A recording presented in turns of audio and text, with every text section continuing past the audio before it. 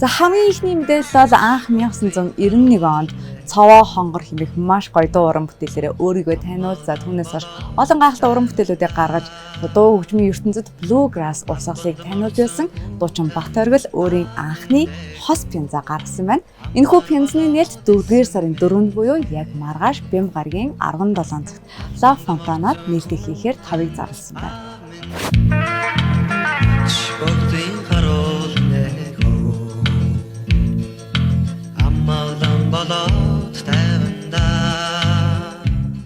Дуучин Батөргөлийн уран бүтээлүүдийнх нь хамгийн том онцлог бол Монгол ардын дууны аялал, Ирландийн фолк, Америкийн каунтри зэрэг урсгалууд их хэлбэртэй хослуулдаг. За тэр чигтаараа түүний намуухан дуу хоолой, дууралтны наамгүй матлаа маш гүнзгий мэдрэмжийг төрүүлдэг нь сонсогчдын зүрх сэтгэлийг харгуу дуу уран бүтээлээрээ татаж чаддаг.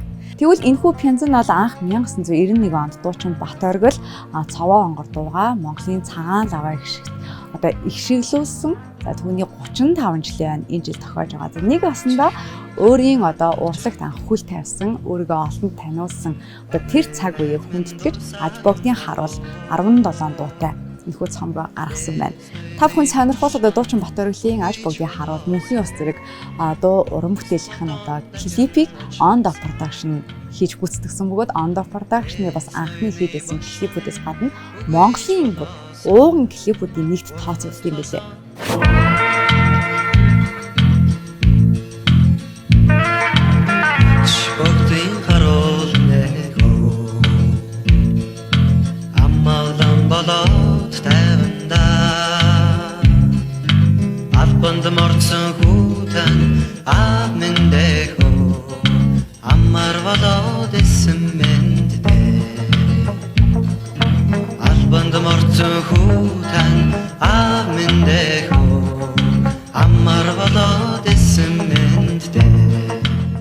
За одоо харин цомгийн талаар хэлүү дэлгэрэнгүй мэдээлэл та бүхэндээ хүргэе. За дуучин Батөргөлийн анхны энэхүү хос пензэн бол аж богдын харуул нэртэй нийтдээ 17 дуу, нэг гитарын аяцтай. Энэхүү цомогт бид бүхний маш сайн мэдэх аж богдын харуул, Цовоо хонгор, мөнхийн ус зэрэг гахалтай хит дуунууд нь багтахаас гадна цоош нь 13 дуу багтсан гэдгээрээ маш том онцлогтой бөгөөд дуучин Батөргөлийн үнэж сонсогчдын хувьд бол маш ихээр сонирхлын татаж байгаа.